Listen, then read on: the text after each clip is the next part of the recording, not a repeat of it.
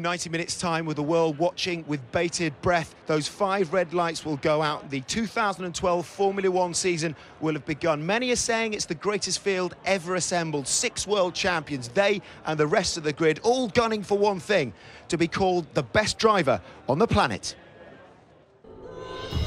Only 32 men have known what it is to be an F1 world champion, to have pushed the limits and collected the spoils. Bravery and skill transform mortals to heroes.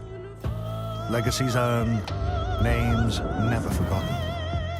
Fangio, Fittipaldi, Stewart, Brabham, Senna and Hunt. A privileged few with one thing in common. Of those 32 men, 6 will take to the track today. A lineup of which the grid has never seen. Trophies raised and champagne spilt, their names penned in history. Friends, rivals, pupils and masters. Their only fear is losing. 2012, a year already in the record books. But for our champions, these tributes and honors can wait. For now, it's time to race. And they have been racing around the lake here in Albert Park since 1996. Since then, it's become the curtain raiser to the year ahead. We're in Melbourne for race 1 of the 2012 Formula One season. We're in high definition here on Sky Sports F1 and also in 5.1 Dolby surround sound as we aim to take you closer to the action than ever before. We're also available, if you're on the move, on Sky Go. Well, Melbourne, a place steeped in sporting tradition, home of the MCG, the Australian Open tennis, the Melbourne Cup horse racing. From AFL to rugby and football, Aussies are mad about their sports. And Albert Park will be packed this afternoon. Around 300,000 fans predicted to enjoy the greatest show in town this weekend. And Lewis Hamilton is in pole position. Yeah, that is the headline that all of you back home in the UK, I'm sure, are delighted to hear and no doubt know already. It is a 1-2 for McLaren, all smiles in their motorhome, in and around the pit lane as well, and it's for the rivals to catch. Hamilton and Button, what a great start. Stories everywhere. We just cannot wait for this to begin.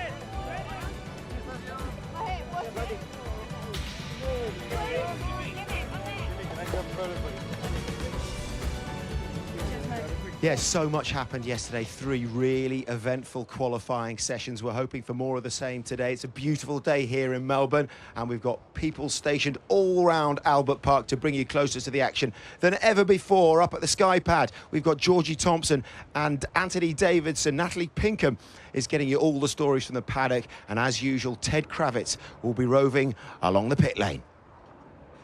And with me as well throughout the course of the afternoon, 2 men who know just what it's like to race around the lake. Wow, that's one of the Jordans. This is what we feared at this corner, and that looks very nasty indeed. And miracle of miracles, Martin Brundle gets out of the car. They know a good sport when they see one, and that's Martin Brundle. Up goes the thumb. Listen to the crowd.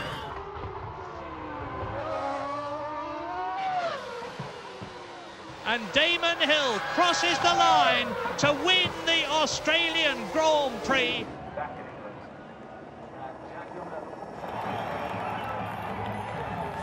Yeah, contrasting fortunes on that day. Let's start with you, Martin. Look very fetching in that yellow jumpsuit. Oh, do you think so?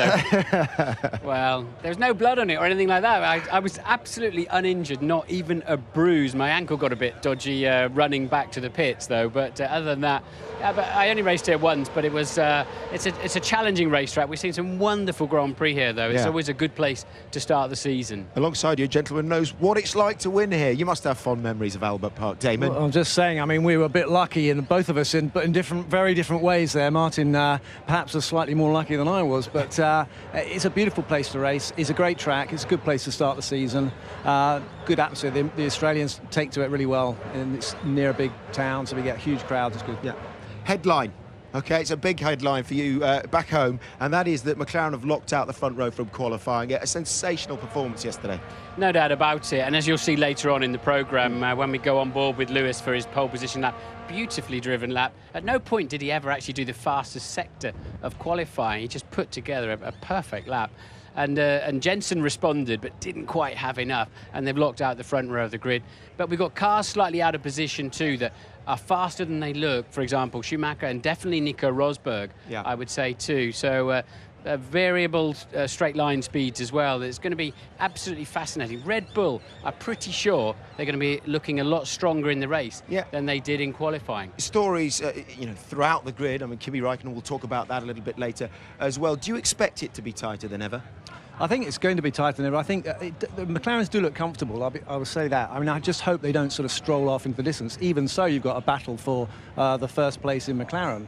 But it's a bit like you've got behind that, you've got a fizzy bottle. You've got so many different people who have qualified in a position perhaps is like Grosjean, who's further up than he ought to be, perhaps, and other people like the Mercedes, who is further down than they should be. So I think that there's going to be plenty of action in the midfield. Yeah, as we were saying, six world champions, all going to bring out the best in each other, aren't they?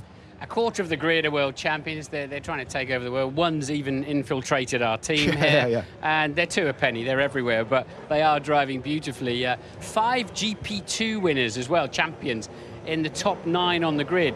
Sort of rather underlining what a good filter that is to find great champions of the future, like, of course, Lewis Hamilton. Yeah, we were saying it's a strange grid, you were saying, a strange track, if you like. It tends to start off fairly green, and then as the weekend goes on, they lay down a bit more rubber, a bit more grip. Well, we had so much rain on Friday. It's they say it's 4 seasons in one day in Melbourne, but it's actually 8 we had on Friday, and they didn't get any rubber down on the Friday. Saturday, of course, a tight qualifying session, and we've only had a limited number of laps on a street track, so the tyres, the tyre degradation is going to change as the race goes on. That will favour cars that are easier on their tyres. Okay, yeah, let's just take you through what we're going to be going through before the start of the race.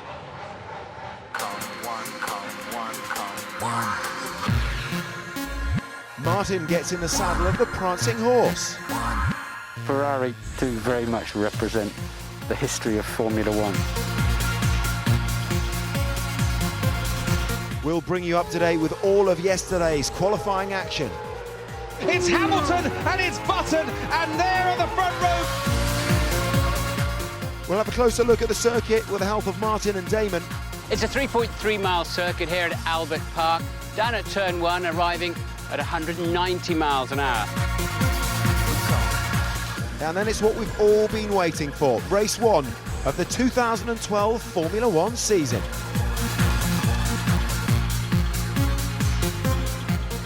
Okay, so this is how the 2012 calendar is shaping up. Then we start here in Melbourne, and the first of the flyaway races. That's followed immediately by Malaysia. Then it's on to China before a trip to Bahrain. Then the European schedule kicks in.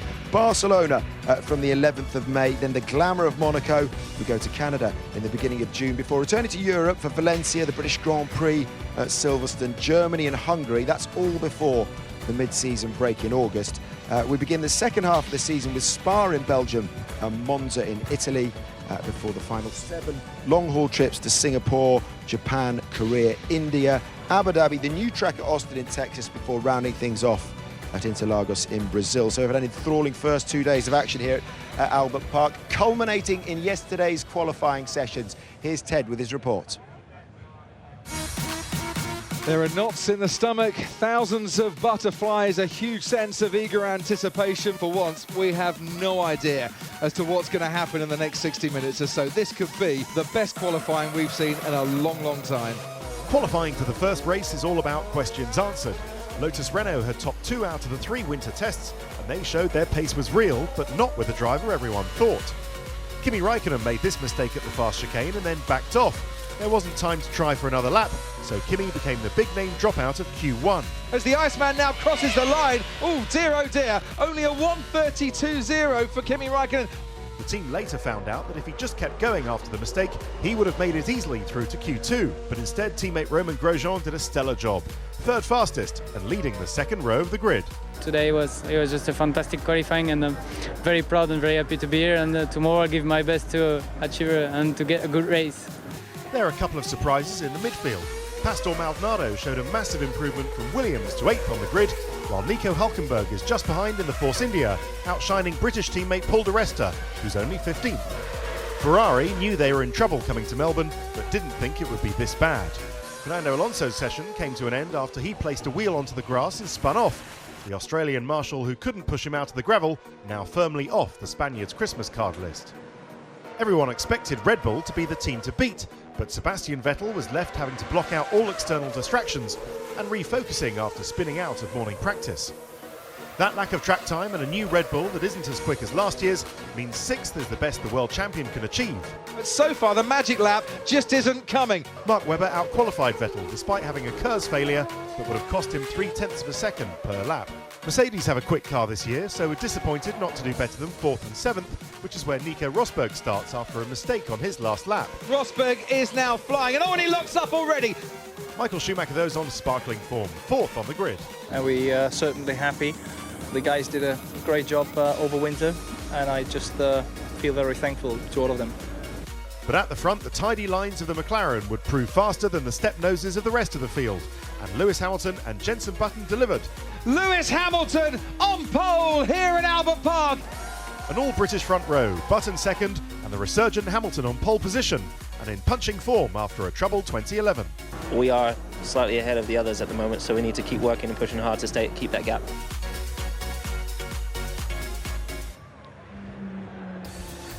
Okay, let's just run you through the grid from back to front. And as we've probably seen, Narain Karthikeyan and Pedro De La Rosa, both of those in the HRTs do not start. The reason for that, outside the 107% rule. That for the second year in succession. Sergio Perez, well, he got a 5-place grid penalty, starts at the back of the field because he had to change his gearbox. Kimi Räikkönen, one of the big stories, out in Q1, just got his timing wrong and made a couple of mistakes. Moving further up the field, as you can see, Ferrari's woes. Felipe Massa in 16th, Fernando Alonso in 12th, not happy at all. Daniel Ricciardo, though, making it 2 Aussies inside the top 10.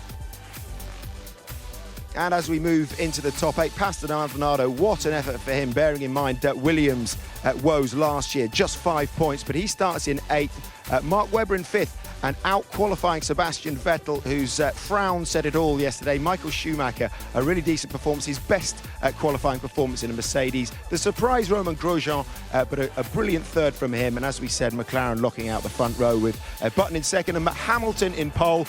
And the only man going under 1 minute 25. I mean, let's just talk about some of those key stories there. Maybe let's start, if we could, at the back of the grid. And what a disappointment, you have to say, for HRT.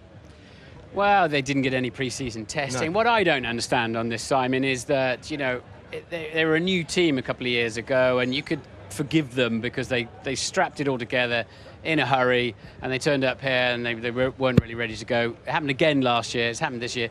You've got to ask yourself, why? What are they doing here? What's the whole purpose of this if they can't put a credible team together? Yeah, what's your opinions on the matter, Taman? Well, I think they're there to stop Marusa from being the last team, which unfortunately they are now, and they probably wish that HRT had been allowed in. But you know, it is a tough old business, Formula One, and you know, you have to be so prepared. And if you to actually get from turning up unprepared and having a car that won't go through crash tests and stuff, you have to say, I think Martin is right. You know, big question as to what they're about. Yeah, we had Nico Hülkenberg, didn't we? We talked to us after Friday practice. I mean, he seems quite a quirky character. Let's outscoring or out-qualifying Paul di Resta by 6 places. Is that going to hurt?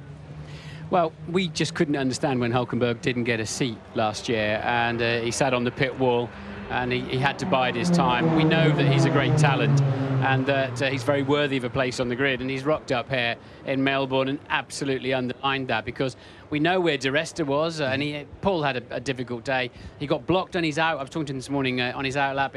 Fast cars coming through, so Paul had a poor warm-up to his qualifying lap, so his time is not representative. But Hülkenberg has delivered a great time, and we saw di Resta pretty much putting manners on Adrian Sutil last year. Yeah, just kind of have a quick word as well about Mercedes. Ross Brawl came and saw us a couple of times. Yes, he's not giving anything away about the F-Duct. We'll discuss that in more detail a little bit later in the show. I'm hoping on the grid I'm going to have a little poke around the Mercedes, actually, if I get a chance. That DRS open. Well, they might have to give away a little bit more when it comes to protest, potentially. We heard Eric Bouillon from Lotus basically saying that potentially they're interested in whether or not that's a legal device, and I think there's going to be discussion question about that. Yeah, I think Red Bull also, perhaps lodging a complaint. Well, just saying that, agreeing with Lotus on this one. Yes. It's quite interesting because McLaren seem to be supporting Mercedes on whatever system they've got that might be stalling out the front wing for higher speed. But then Red Bull are telling me that there's something. The McLaren was in Parc Fermé for a long time last night. The FIA having a very good look around the McLaren front wing. And McLaren are saying that Red Bull might have a device that moves their front wing. So they're all pointing a finger at each other, which is brilliant, isn't it? The soap opera world of Formula One. Too right now, as well as being live all weekend, we're running a Legend series where a legend of sports broadcasting, Steve Ryder, talks to some of the greats. As we found out in '86, it's never over till it's over. But I think it was with 17 or 18 laps to go. Remember going down the main straight and not too far behind Prost, and just pulled out, and I think we were about 220 miles an hour, and then the explosion happened at the back of the car with the tyre letting go. Hey, look at that! And colossally, that's Mansell! That is Nigel Mansell! And it ripped the brake line off, and obviously we then took all the might to actually keep the car facing the right direction so I didn't go straight into the wall. And obviously that was that championship done, lost the championship by 1 point. Then Jean-Marie Balleste called me and said, I want you at the prize giving in Paris for the World Championship. And I said, well, I'm not the world champion. I don't want to come to a prize giving. I just lost the World Championship by 1 point. We're putting on a special prize for you. I said, well, I don't want a special prize. I said, I'd much rather, have won. And he said, well, if you don't come, I'm going to fine you another $150,000. Which is more than my salary at that time, or quite a significant amount. So I ended up going to the prize giving, and begrudgingly. And then I went into the room and sat down next to Bertie Martin, who was the clerk of the course of Adelaide. And he said, Nigel, I'm so sorry what happened to you. You really deserve the World Championship. And I said, oh, thank you. And then he turned to me and said, you know what would have happened if you'd have hit the wall? And I said, 200 and something miles an hour, best broken legs, worst, might have killed me, or, pretty bad smash, that's for sure. He said, yeah, he said, but the debris on the circuit and everything else. He said, you know what would have happened? I said, no, not really, I don't really care. And he said, well, we'd have put the red flag out, we'd had to put the red flag out. And he said, gone over 2/3 distance, we wouldn't have started the race again, and you'd have been world champion. And the moral of the story, because there's always a moral to the story, is that when you're doing 200 plus miles an hour down the straight and you have a real tyre blowout like a bomb going off, then get the rule book out and have a look at the rules to see whether you want to hit the wall or not. And after all of our race analysis today at 9 o'clock in the morning, you'll be able to see that interview with Nigel Mansell in our Legends of F1 series. And I'm delighted to say that Pastor Maldonado, the Venezuelan driver who finished 8th yesterday in qualifying for Williams, has joined us. Pastor, you must be very happy with your first qualifying session of the new season. Yeah, very pressure. We've been working so hard from last year just to improve the car, and I feel really happy even for the team. The guys were working so hard, so happy for that. Did you feel this kind of potential in the winter testing? Did you, when you roll out of the pits, you can feel whether the car's down or not, or are you surprised? Let me hear this, Pastor. Yes, thank you. Yeah, the car since the beginning was pretty strong and consistent, which was the most important thing. Even in the long runs on the test, the car looks pretty good, so looking forward for today. Let's see. Pastor, is that? Do you think you qualified ahead of where the car's potential is? In other words, have you extracted the very last bit you could out of the car, or do you think this is representative and you'd like to see Bruno up there as well in the top 10? I think the top 10 was possible for us yesterday. Even the car, as I told you before, is looking pretty consistent. So I make really good laps, even in Q2 and Q3. So I think we get the 100% of the car. Well, wishing you the best for today. Thank you. I might have to go take that back off you. 4 don't go into 3, do they? I have to say, good best of luck today for the race, Pastor. After the break, we're going to expand on that row that seems to have flared up between Mercedes and Lotus. Michael Schumacher, quickest man at Albert Park. No doubt about it, that Mercedes is working very nicely indeed. Now here comes Michael Schumacher for his first run in this qualifying 3. This is extreme pressure. So here comes the GP2 champion from last year to cross the line. Grosjean starts third, and that surely is the performance of the weekend so far.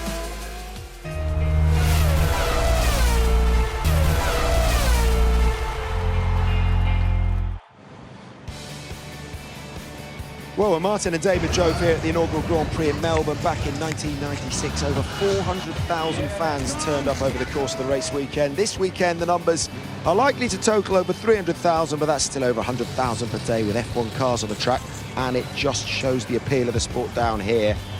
They just love it. Right, upstairs for the first time. Let's join Georgie and Ant at the Skypad. Made where DRS is concerned around this circuit. What's the thinking behind that?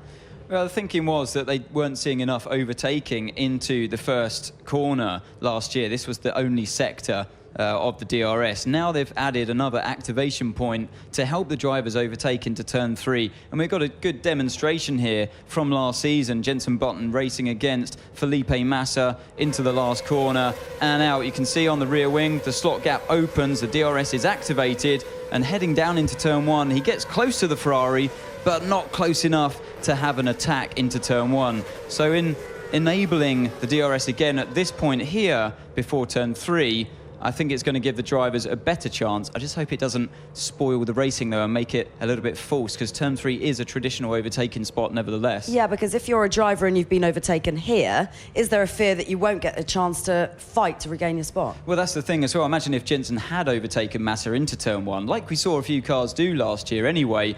Now they're not in a position that they can regain their position and fight for it, because the car that's done the overtake can open up the DRS yet again and extend the gap into turn 3. So I hope it's not too much. Last year, I think, wasn't enough, but this might be too much, so you never know. Well, earlier on the week, Damon and Martin got a chance to look at the track themselves in closer detail.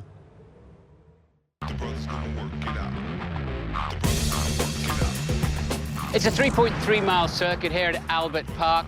Down at turn 1, arriving at 190 miles an hour. Still doing over 105 miles an hour on the pinch point of turn 1. And we've seen so many dramas here at the start of a Grand Prix, Damon. Well, it's the first corner of a Grand Prix as well. It's the long run that you've got leading to the corner. It's just creating all the ingredients that are needed for a driver to take an opportunity, and sometimes it doesn't happen. Well, there's just not enough space, is there? But it's a parkland-type circuit, and the walls are pretty close, aren't they? The walls are close, but you've got lots of runoff on the exit, and I think this is what invites drivers to have a go. I think they feel that they can lunge through and at least get away with it, and if it goes wrong, they can go across the grass. And what you tend to find is people do take a lunge down the inside, but you need to be on the left-hand side on the exit of this corner, because the next corner is a right-hander. Well, if you survive turns 1 and 2, you can then look forward to turn 3, where we're heading next.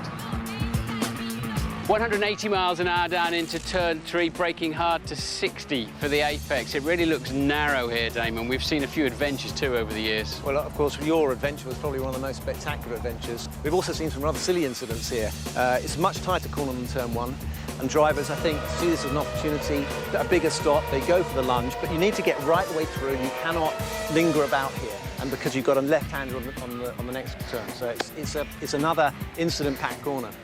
It's quite narrow on the way in, isn't it? With a curve leading into it, which can sort of suck you into the corner and mislead you as to how close you are. But I guess once you're committed to that overtake, you can't back out of it. No, you've got to get the car right the way through. You've got to get front wheels right past the front wheels of the car on the outside. Otherwise, you're never going to get across the next turn, which is left-hander. So incidents pretty much guaranteed here at turn 3. Let's take a look at the rest of the track. Turns 11 and 12 effectively make a very high-speed chicane. Approached at 180 miles an hour. Minimum speed through here, 155 miles an hour. I can barely believe I'm saying that. It's one of those corners that gets the juices flowing, Martin. You come up against the wall there, coming in the entry, and you've just got to be able to pick your moment to turn in and clip that apex, and then you're flying through here, and it's all over in a flash, but it seems much bigger when you're standing here and actually not in a car. It's so distorting when you're actually in the car. And spotting those apex curves is pretty difficult at that speed too, but still we've seen drivers trying to overtake through here. Hamilton went round the outside of Rosberg. Last year, Button tried to go around the outside of Massa. I mean, brave stuff. Very brave stuff indeed. I mean, they're committed, aren't they, when they come through here, and they've got to make that decision. They can't bottle out. But it's so satisfying, this little sequence of the track. So, great corner then, but 4 more turns to go to the end of the lap. Well, let's take a look at some race strategy details. It's important to remember for race strategy that each driver has to use both types of tyres. The two tyres we have here at Albert Park are the white striped medium compound tyre and the yellow striped soft compound tyre. Now, looking at the race strategy itself in the race today, 2 stops seems to be the fastest way to go. Indeed, it's about 17 seconds quicker than a 1 stop over a whole race distance. That's not to say that some people won't try a 1 stop if their tyre wear allows it.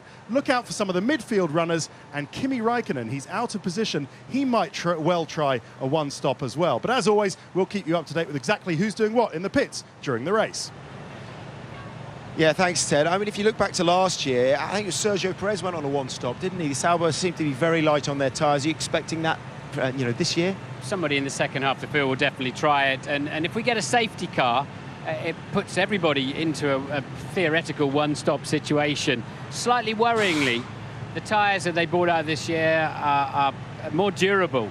And I said to Sam Michael of McLaren this morning, they're feeling a bit more like the Bridgestone tyres that we used to have. And he said, funny you should say that. We had exactly the same conversation this morning in a technical briefing. So it's a bit worrying that they look a little bit too good and durable to me. OK, well, let's ask a driver. Roman Grosjean, I think, is going to come and join us. Roman, come on in here and let me get you in the middle of these two. Welcome along. First of all, congratulations. You must be very happy with yesterday's third. Yeah, well, yesterday was a great day, and the team did a fantastic job, and I'm very proud of what we achieved so far, and hope today we can have a good race. Did you surprise yourself? Well, a little bit. I knew we were competitive, but you never know exactly where you are, and I think being third on the grid is fantastic. Roma, I saw you. The smile wouldn't leave your face yesterday when you got out of the car, and understandably so. But your first time in Formula One didn't go well, and your credibility and reputation when you left wasn't so strong. You answered all of those questions yesterday. Do you feel? Well, I think I'm looking in the future, and I think now we're in 2012, and I enjoyed the time for Formula One. The atmosphere of the team is great, and I feel very well here. I hope we can achieve some fantastic things in the future. But Roman, I know you are used to leading and you're used to winning races in GP2, but now you're near the sharp end of Formula One. Do you feel a little bit more butterflies, perhaps? Well, pressure is part of the game, and we like it. Stress is good, and if it makes you stronger, it's even better. So I think I'm quite relaxed at the moment. I'll see when I jump in the car, but there is worse for Sunday afternoon. And finally, Roman, before you leave us, did you have a word with Kimi? He must have been disappointed, but did he say much about it?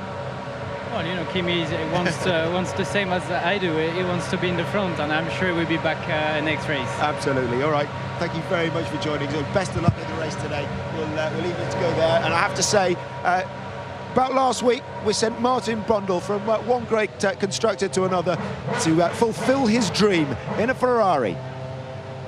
Ferrari do very much represent the history of Formula One. The scarlet bodywork that's surrounding me here is just going to be glistening as this magnificent day. The sun is perfect, the light is perfect. I'm finally going to get to steer one of these around the track, and I can't wait.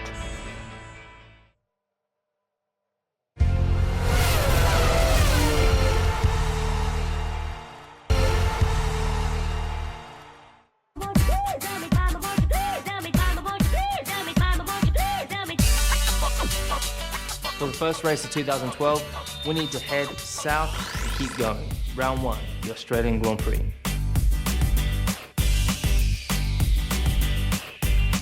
We've been racing down under for 27 years. First Adelaide, then Melbourne.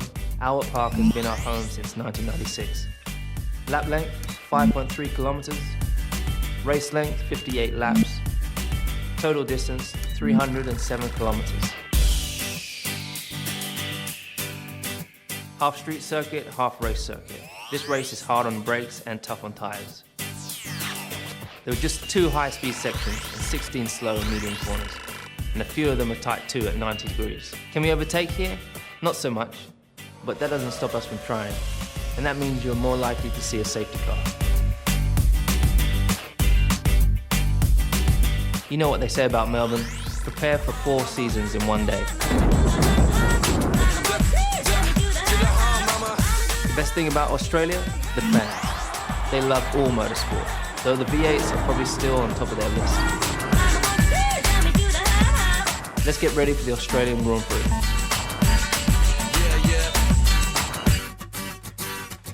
Well, from one world champion to another, Ferrari were really unhappy with the way things went for them yesterday in qualifying. Fernando Alonso, he qualified in 12th, Felipe Massa in 16th, but they're still the name in Formula One. And a couple of weeks ago, we sent Martin for a drive he'd never forget.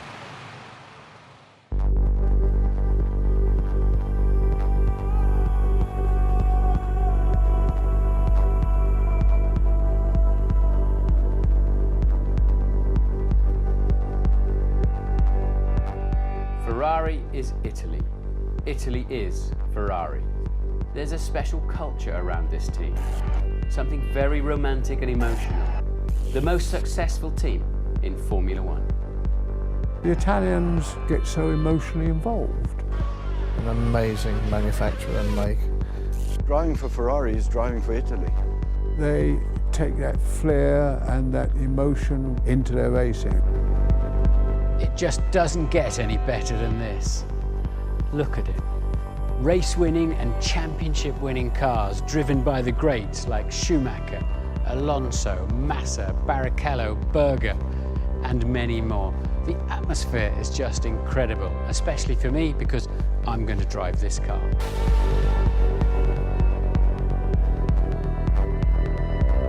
Stefano Domenicali, team principal, Ferrari Formula One team. How on earth does that sound? You must pinch yourself every day. Well, Martin, I think that is for sure, above all for an Italian, is something incredible. It's an incredible dream come true. But that's the way it is, and you need to realize that it's something that is not happening every day. That's a unique challenge and I would say experience for myself, and because you have to live here to understand what does it mean. You can see in the history of our team that there were some drivers that, from the sporting point of view, they didn't achieve incredible results. But because of their personality associated with Ferrari, they were able to be myth of all the F1 fan. And this is something that is possible to happen only in this team. You wrote to Ferrari when you were a student. I wrote to them when I was a Formula 3 driver, and I got a letter back from Marco Piccinini saying, yes, he'll keep an eye on me. 30 years later, I'm finally going to get my chance to drive a Ferrari at Fiorano, and it's going to be something very special for me. What advice have you got for me? Well, first of all, shows that what we say in Ferrari is exactly the truth, because I remember when Marco Piccinini passed the message, it was always the message, so keep an eye on Martin, keep an eye on Martin, so I received that, so it's the time to do it. So it is our house. We did so many miles here. It's really the place where history was made by Ferrari, so you will have a chance to have this fantastic experience.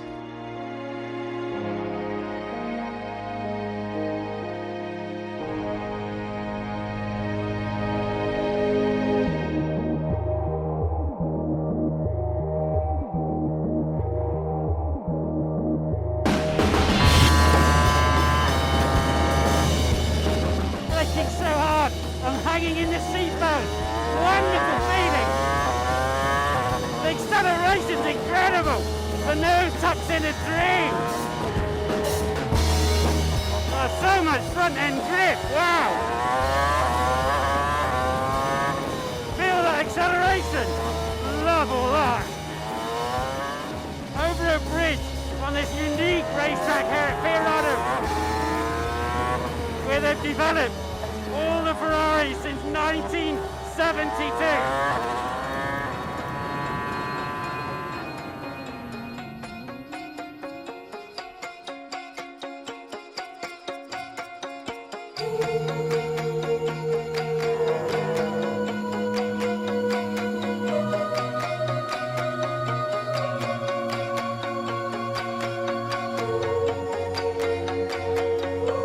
What an amazing feeling. So pulling into this famous Fiorano forecourt, there's my crew all waiting for me, and we'll cruise and just switch it off. Wonderful. What an incredible experience. I've waited so long for this. It's over too quickly. I really enjoyed it. To feel the car, the information coming through the steering wheel of this beautiful Ferrari, and to drive on a track where Villeneuve, Schumacher, Alonso have fine-tuned their Formula One cars and gone on to win Grand Prix and championships. Brilliant.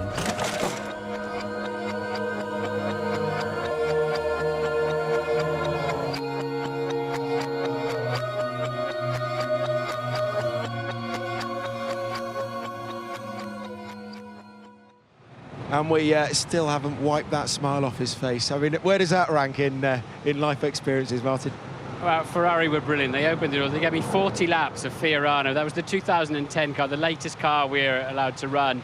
Obviously, the 2012 cars have been built to come out here. And yeah, best days in my life were obviously when my 2 children were born and winning Le Mans and things like that. But that was right up there, well inside the top 10. And they gave me a full fat 18,000 rep car. And said, go for it, enjoy yourself. And I certainly did. It was you know, to drive out of there with all the red bodywork around me. And that track is literally just outside the back door of the factory where they built these 2 cars sitting in here. And of course, that's where they used to test their cars a lot, and they're not allowed to do that anymore under the new rules where you know, testing is very restricted. And you wonder how much that's costing them these days. Did you spin it? Did you put it on the grass? No, I didn't spin it at all. Nice, No, well done. I'm not allowed to do that. I got within about a second of where they said the car should be, so all right. it wasn't too bad. Yeah, doing all right. I thought if I crashed it, I wouldn't be very popular. Be honest, though, would you like to be driving for Ferrari this weekend? Well, that was a very emotional piece for me to watch. I think I'd be extra emotional. You know that sick feeling, Damon, when you had your first Brabham. You do know that feeling when you had your first Brabham. You get up on race morning. I had some dodgy cars in my Formula One career for sure. And you get up on a Sunday morning, you really know that unless there's loads of crashes and unreliability, you don't have a prayer of even a World Championship point. And I think the Ferrari's stronger than that, but I bet Alonso got up this morning with a really dead feeling in his stomach. He looked like a really, really unhappy Spaniard, didn't he, when he arrived back on the moped coming yesterday. Kept the helmet on, and he nearly knocked me over as he was heading to his dressing room. But how do you think he's going to be feeling with this? Well, he'll be like a bear with a sore head. You know, he'll be banging the table and wanting to know what the hell's going on and what they have to do to get from here to where they should be. They'll get there. You know, they'll sort it out. If any team can do it, Ferrari can. He went there to win World Championships. That's what he expected at Ferrari. They missed out in 2010 in Abu Dhabi with a bad pit call. 2011 wasn't a good season, really, was it? He did his best. He got 10 podiums and somehow dragged some performance out of the car.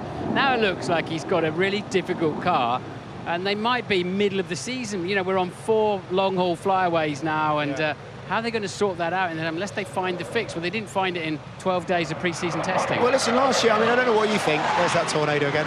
It's definitely got it for us this weekend. Yeah, I mean, last year, it seemed like Ola Costa, and he was the one that was for the chop then. Pat Fry's come in at quite a radical design. Is it usually the technical director that sort of is made the scapegoat? Well, I think it's too early to start talking about scapegoats. I mean, there's a lot of pressure on Pat. You know, he is the head of the technical division, but then, of course, you've got designers and also the team boss, Domenicali, has to make the decision who he's chosen. So, I mean, we can't imagine what it's like being in Italy and working for a team like Ferrari. They are under so much pressure. The skill is to be able to just carry on doing the right thing under that kind of pressure. I think the worrying thing here is they don't really know where the problem is, and they've got a car that sometimes works quite well, and others, as we saw with Felipe Massa all weekend actually, won't work at all. Okay, as we keep saying, 6 world champions on the grid, 14 world drivers' titles between them, but who's the best of all time? Many believe it's this man. We got the car here. Senna, the new world champion. James Hunt is through. Hunt is going through.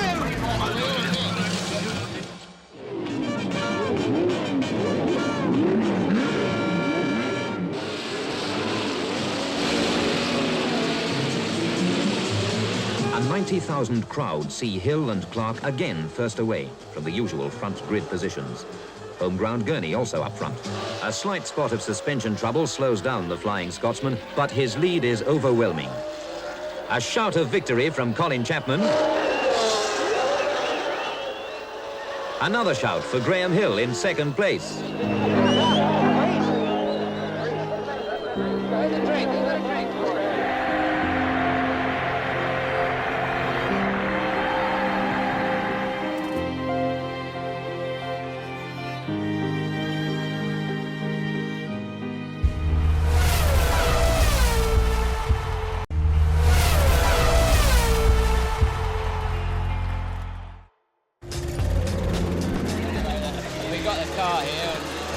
Senna, the new world champion. James Hunt is through. Hunt is going through.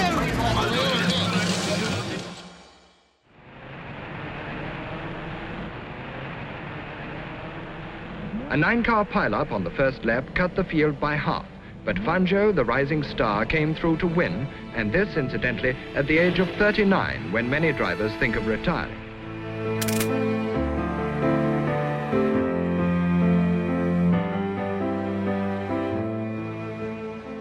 Well, only Fangio and Schumacher have won the World Drivers' title 3 times on the spin, but if Sebastian Vettel dominates like he did last season, he could join an elite club.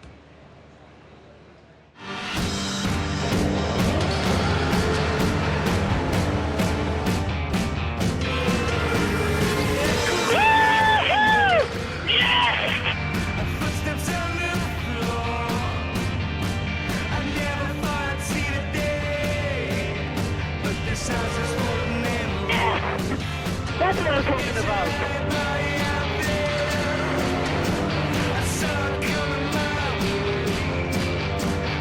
And Vettel crosses the line. Sebastian Vettel, you are the world champion. You are the man.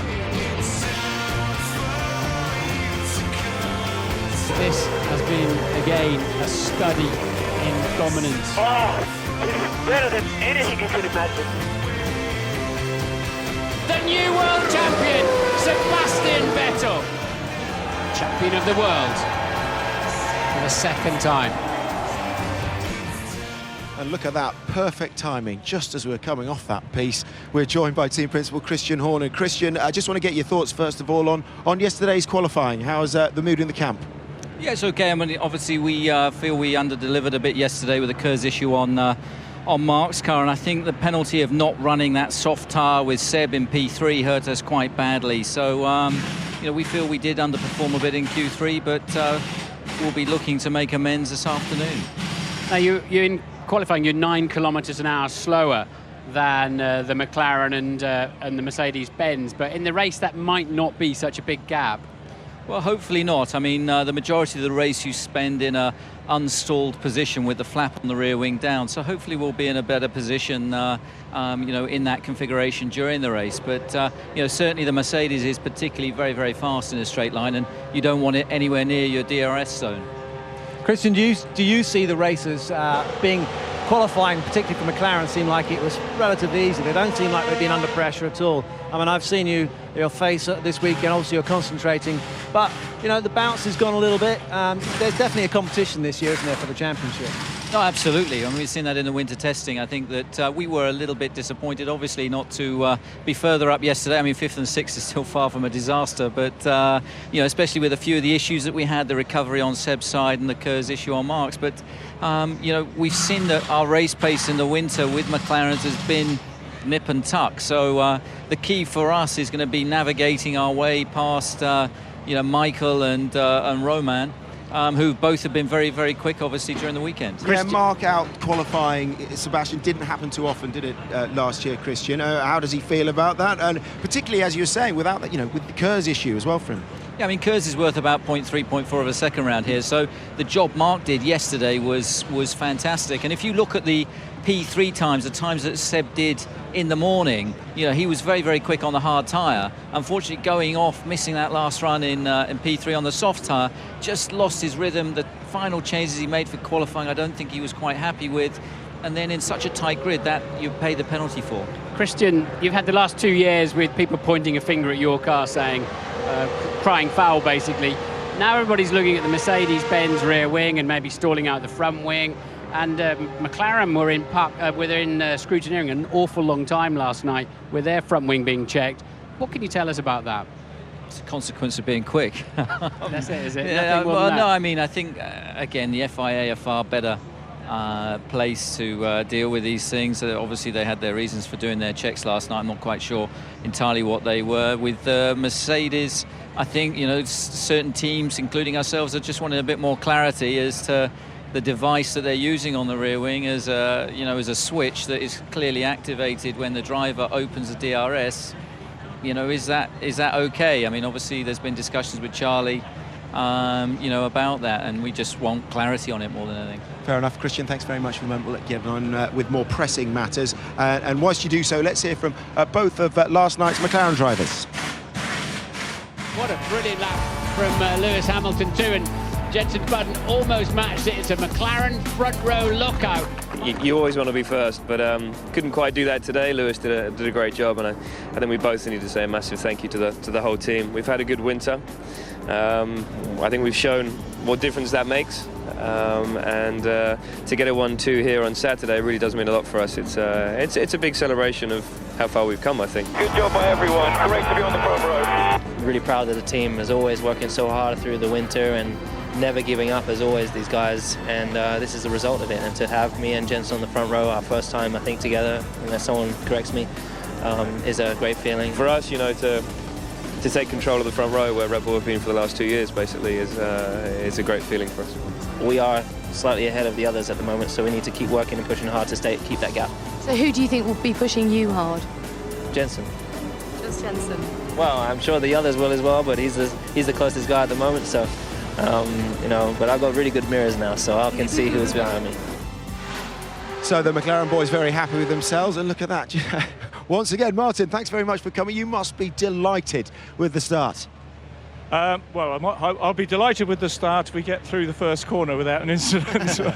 And I'll be delighted, I hope, in about 2.5 hours' time. But no, I'm quietly pleased at the moment. And, it's a great qualifying yesterday. Both guys did a fantastic job. But it means nothing yet. There's no points on the board, so we'll see how we get on in the race. And what instruction have you given to your drivers about racing down to turn 1 and the rest of the afternoon? Yeah, I can honestly say I haven't given them any instruction. I've had a few people come to me and said, "Are you going to talk to them?" But I've said they're going to race, and I think they know not to hit each other at the first corner. Me telling them isn't going to make any difference. They might still do it, but I hope they won't. And therefore, I think I've just got to show that I trust them in that regard. And then during the race, I think if they will be racing each other hard. It's the first race, you're worried about reliability and all those things, but I think that's how we go motor racing, and we're going to let them race. And I'll endure the pain if we are in that situation. Martin, the theory is this year is that the tyres have gone a little bit away from the gooier tyre, and they're now going to be more durable, which may not favour Jenson. Do you see that as a potential issue? Yeah, well, I think it's a shame in some ways. The tyres are better, and last year we had a greater variation between prices.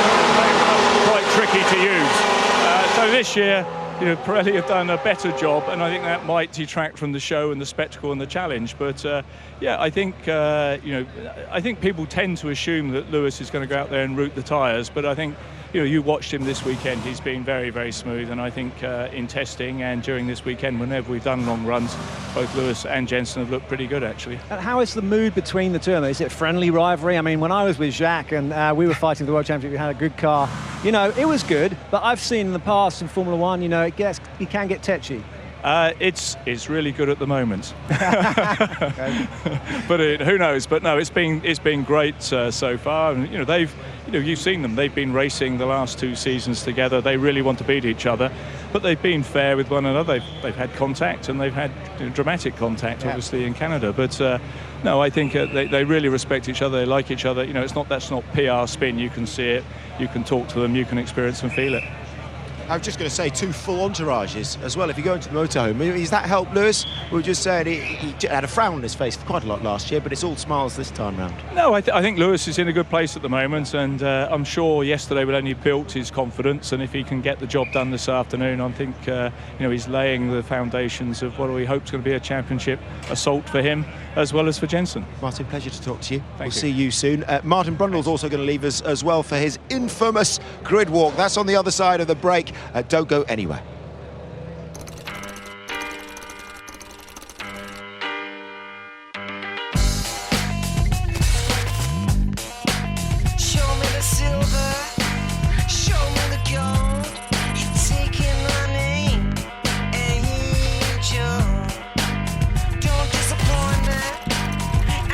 Smiling, tying my elbows, no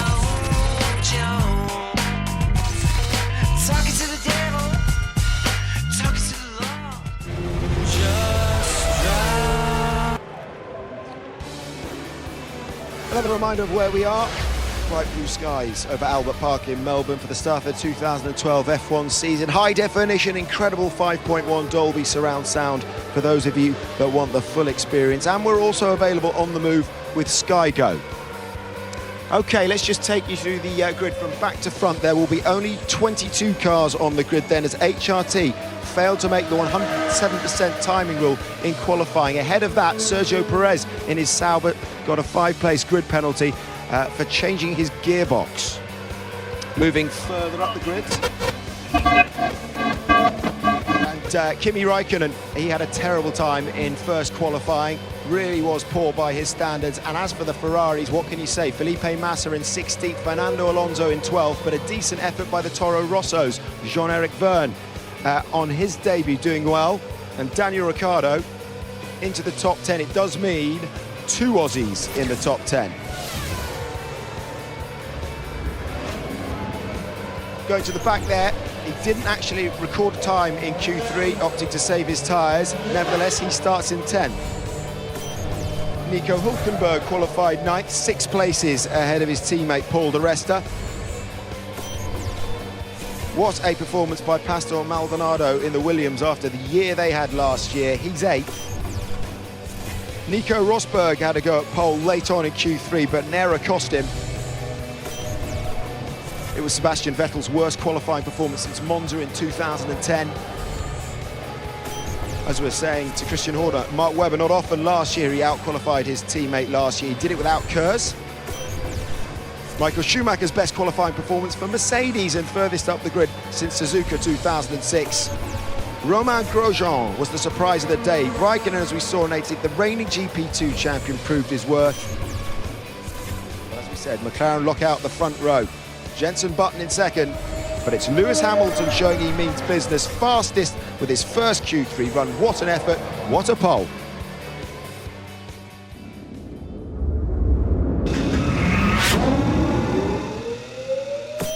It's the 16-turn Albert Park circuit, 3.3 miles of Parkland racetrack. We're on board with Lewis Hamilton in the McLaren. Get ready for a textbook lesson on how to drive this racetrack. 190 miles an hour, heavy braking down into turn 100 through the first apex, slams the throttle down, total confidence in the rear grip of the car. Cruising down at 180 miles an hour, bring the car to the left-hand side, heavy braking into turn 3. Spots that perfectly.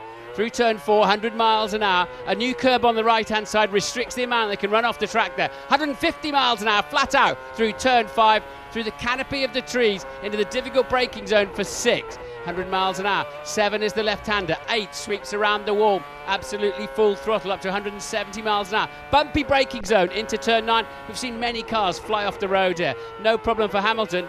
Now we're between the walls again, building up to 185 miles an hour for the most difficult corners on the racetrack. It's turns 11 and 12, effectively a chicane. 190 miles an hour, turn in at 155. He's hard on the throttle through the exit, 165 already. Magnificent balance from the McLaren. Down towards turn 13. It's a straightforward 90-degree right-hander. Brake, downshift, turn in, apex, exit. Lots of curb on the left-hand side. Turn 14's a great corner, but tightens on the exit, and you have to be careful. Brake in a straight line for the hairpin left-hander of turn 15. He hooks up beautifully, stays a long way left. That's good. Good entry then to 16.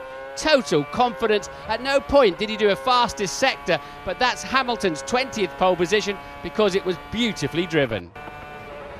What a lap. Right, as promised, Martin Brundle is ready to maraud around the grid for the first time this season. All yours, Martin. Thank you very much. Wonderful atmosphere down there. Lots and lots of energy. The cars being pushed into their grid slots. Remember, they have to switch them off at the back, and then the mechanics push them through. We've got Jean-Eric Vergne over here, and he's about to start his first Grand Prix, the youngest man on the grid, talking to his engineer. We'll just wait and see if we can get a quick word and get into his field of vision. But understandably, they want to give him as much last-minute advice as they can, and we'll see if we can just cruise in. I don't really want to. It is his first ever Grand Prix. He's done a tremendous job. 11th on the grid. His tyres are waiting there. The tyres, spare tyres in case he picks up a puncture. And tyres that you don't go to the grid on the tyres you'll start the race on. You don't want to risk a puncture. You don't want to risk getting losing temperature in them. And Jean-Eric, it seems 5 minutes since I was watching you in a Formula 3 at Thruxton winning the British F3 Championship, and here you are on the grid. Yeah, it's nice, isn't it? We went quick, and I'm really happy to be here, really. You know, it's been a great way up to Formula 1. I enjoyed my days in Formula 3, and now being in Formula 1 is just amazing. How did you sleep last night? Are you nervous about this? No, I slept really well. You know, it's my first race. I'm going to have plenty of other races, so I take time to learn, but on the other hand, I'm giving my maximum, and we see what happens. You know, I have the philosophy to go in the car, drive it as quick as possible, and then we see where we are. Well, you're in the sweet spot, really, in some ways, in P11. You got an extra set. You didn't go into Q3. You got an extra set of soft tyres. Can you make good use of those, do you think? Yeah, I think. Well, I don't know, really. It's my first race, so I don't know what makes a new set, but I guess that's a good advantage. But we'll see how it goes the race. Let's have fun. All right, thanks for giving us some time and good luck. So, yeah, I mean, very good point.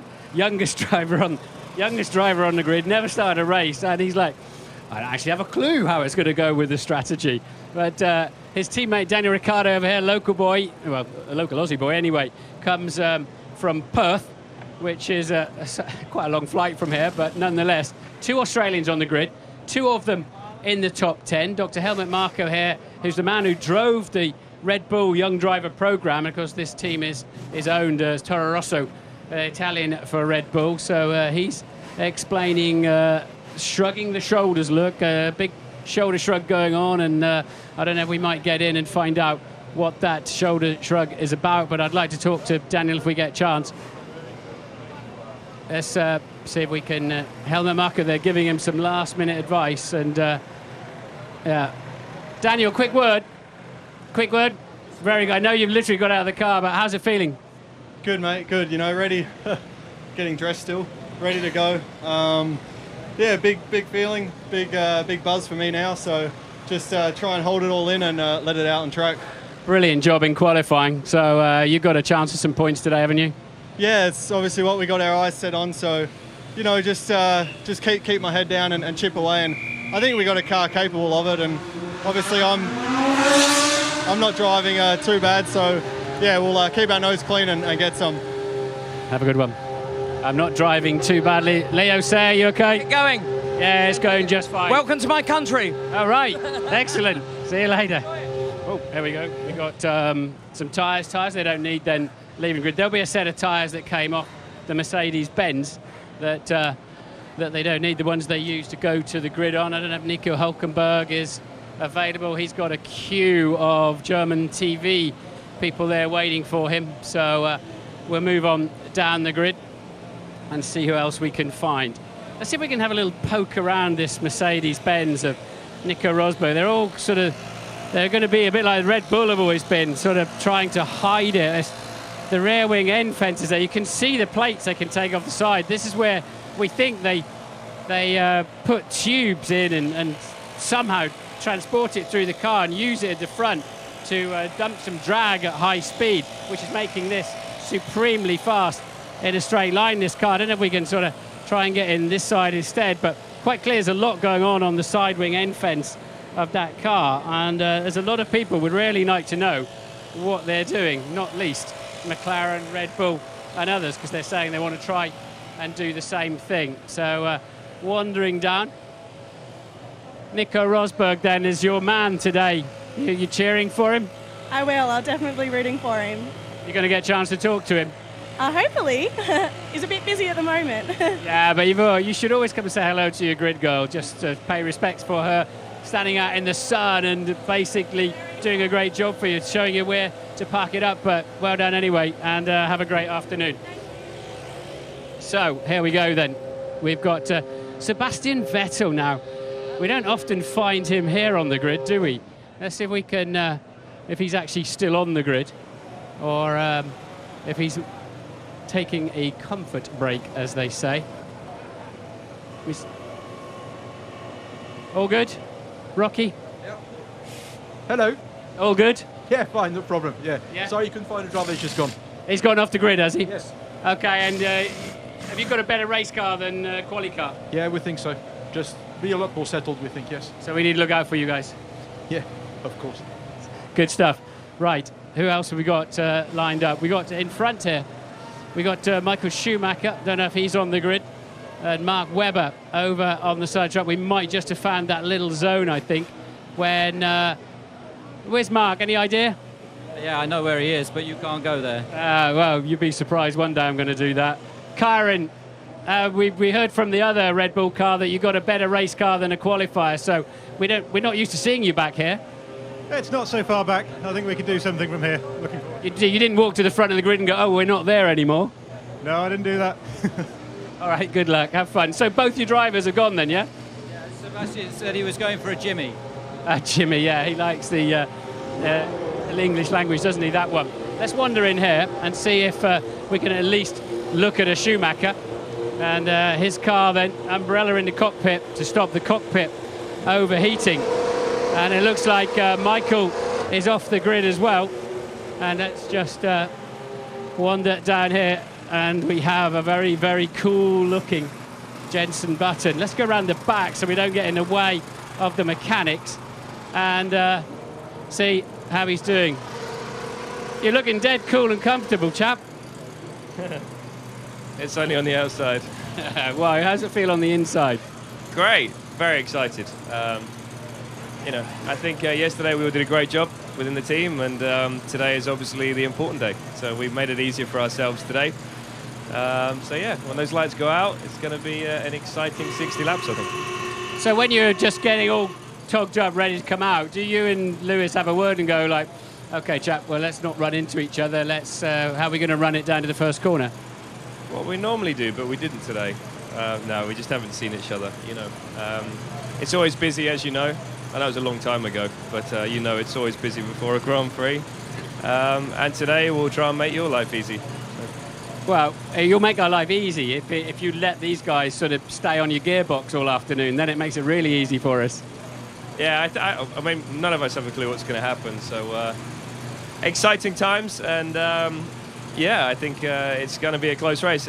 But that's just a guess, you know. Looking at the times on Friday, everyone looks very competitive on their high fuel runs. So yeah, we will see in about 2 hours' time.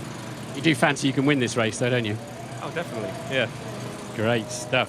What a great result that would be. And now we've got the national anthem going on at the front of the grid, and we'll see if we can.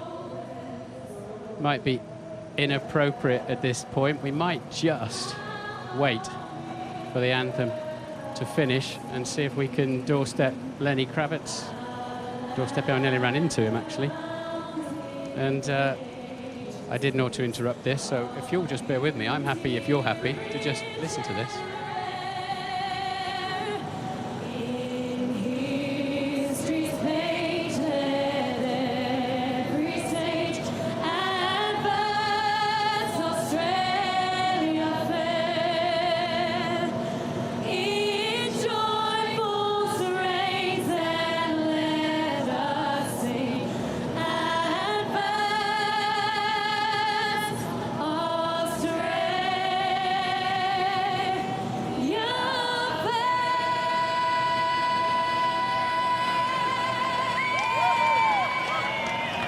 Lenny, a quick word for Sky TV in the UK.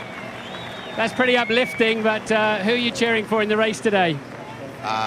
You know, it's my first time here, and I've just met a bunch of the guys, and I have a lot of respect for all of them. There's only a handful of people that do this in the world, so I'm just happy to be here watching, man.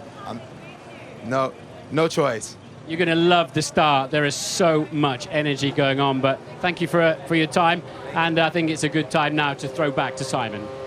Should probably have thrown to Lenny's cousin Ted, but he's a little bit further down the paddock here. Let's just have a quick word about what's going on behind the McLarens. Probably the wrong man to ask here, but Michael Schumacher, the experience of Michael Schumacher, and alongside him, Romain Grosjean. Do you see that as being a key battle going into that first corner? It is a key battle. I mean, there's going to be McLaren, the Mercedes, as we understand, has got a straight line speed advantage. But I mean, Michael's got about I don't know, about 300 Grand Prix advantage over Roman. So I think that he might look across and say, you know, I was like that one day, and vice versa. Okay, loads of other ways to watch us this afternoon on Sky Sports F1 HD. Our dedicated coverage lets you watch Formula One like never before. On TV, press the red button to access race control. Choose the way you want to view with interactive options like onboard and pit lane cameras, data and race statistics. On the iPad, the Sky Sports Companion app allows you to customise your own viewing experience. Multi-camera action, live leaderboards and highlights are all available via a touch of the screen. Online, all these features are available, plus on-demand video and all the latest news and interviews to keep you up to date with what's happening on and off the track. And wherever you are, join the debate through Twitter with the F1 team during the shows. Sky Sports taking you to the heart of Formula One. Yeah, we'd love to hear from you as well. We'll get some time to answer your questions afterwards. Tweet us, you can email as well. So much to talk about, and I'm sure there'll be plenty of incident in this race if qualifying's anything to go by. You see Kamui Kobayashi there, who qualified in 13th. I want to talk to you, though, about the front of the grid as well. Sebastian Vettel, so good, Damon, last year at getting some clean air, getting away very quickly, and then no one would catch him. Lewis is a very quick driver, we know that. Is that his best strategy today? Really hammer it and try and get away from the field? Well, I think the question we were all asking last year was what would happen with Sebastian if he didn't have a competitive car. Well, now's your chance to find out. I mean, it's not as competitive as it was last year, and he's got an opportunity to show that he's able to deal with the added difficulty of a car that, you know, things not going perfect all the time. Okay, let's get the thoughts of Paul di Resta, Rookie of the Year last year. He qualified in 15th, 6th behind Nico Hülkenberg. He's talking to Natalie Pinkham. So, Paul, how are you feeling ahead of the race? Hopefully better than we were yesterday. Obviously, a little mistake, just a lot of traffic on my outlap puts you in quite a bad position for the race, but I think we've got a good race car under us. The balance seemed pretty good in the winter testing, and it seemed good yesterday morning when we did a high fuel run, and we were one of the only teams to do that, so we've maybe compromised there a little bit, hopefully to go forward, but there was obviously some quick guys round about us as well that are probably unplaced the same as me. Thanks, Paul. Midfield is always a bun fight, we know about that. I mean, Michael Schumacher there was saying this is his best starting position since he's been in a Mercedes. So let's just get some views on that. Ross Brawn is talking to Tig Kravitz. Well, Ross, we've all seen your good qualifying pace. How's your race pace? We don't know yet, to be honest. We did a little bit of high fuel yesterday morning and it seemed okay, but I don't think in 5 laps you can really tell. What's going to matter is what the car's like after 10 or 15 laps, and that's going to be the crucial period, because I think all of us want to try and do 2 stops today if we can, and if the tyres don't last, you'll be on to 3 stops. So there's going to be quite an important period of, you know, sort of between 10 and 20 laps when we have to keep the tyres together. Okay, thanks, Ross. Yeah, Paul Hembury there, who heads up Pirelli, just having a quick word with Charlie Whiting, the technical director for the FIA. It's interesting, isn't it? You see him walking up and down the paddock, but these Pirellis, you know, there's been some criticism about them. Do you think it makes generally more entertaining viewing? Well, they've got a problem to deliver what the brief is. I mean, they don't want people saying our tyres, the Pirelli tyres, are falling apart. They want them to say that they're endurable. So. Okay, let's go upstairs. Got to interrupt you there. Get away from the grid to join Georgie and Anne. And turn 1 here, notoriously hard to negotiate. So what can a driver do to put himself in the best possible position? Yeah, as we can see from last year's start here, on the inside row is probably the safest place to be. This is Vitaly Petrov starting in 6th place, so that's the equivalent of Sebastian Vettel today. And Alonso on the outside there, getting forced further out as he tries it on around the outside of Jenson Button. Vitaly Petrov joins the space, and the chain reaction starts, forcing Alonso off the track and loses that valuable momentum out of turn 2. Now riding on board of Alonso, though, because it's easy to say, from a bird's eye view, riding on board of Alonso, we can see here, he actually gets a good start, good getaway. Jenson Button on the right-hand side starts to move across. So you think, what are my options? Well, I've got the outside here to go for. And you can see now it's tight, but he just about makes it around the corner, but he runs out of road as he's squeezed out. And the whole field starts to stream past. So it's important you don't find yourself in that position today. So those are the do's and don'ts of a race start here in Melbourne. Yeah, talk us through how important it is, this first start. With those 5 red lights go out, it's on. Well, it's crucial, of course. Everything is dependent on the first corner. You can get pole position and then lose everything in the first corner. And the trouble with the first corner here is pole position's in the right position. Yeah. But if you get pushed onto the outside, if Lewis goes slightly wide on the entry, slightly outbrakes himself, then Jenson will be down the inside and he'll be able to push him, squeeze him slightly onto the loose stuff, and he won't get traction out of turn 2. Just quickly, Damon, what are you predicting from today? Well, I think all the drivers and all the engineers, Ross Brawn included, have just said it. They don't know what to expect, and I think that's really good for everyone. It seems to be a recurring theme, doesn't it? So far, in pre-season testing, no one has known. And it makes for exciting viewing, doesn't it? I hope you're watching back home. We're just about set then, the start of a new season of Grand Prix racing. Only 32 men have known what it is to be an F1 world champion. To have pushed the limits and collected the spoils. Bravery and skill transform mortals to heroes. Legacies earned, names never forgotten. Fangio, Fittipaldi, Stewart, Brabham, Senna and Hunt. A privileged few with one thing in common. Of those 32 men, 6 will take to the track today. A lineup of which the grid has never seen. Trophies raised and champagne spilt, their names penned in history. Friends, rivals, pupils and masters. Their only fear is losing. 2012, a year already in the record books. But for our champions, these tributes and honors can wait. For now, it's time to race.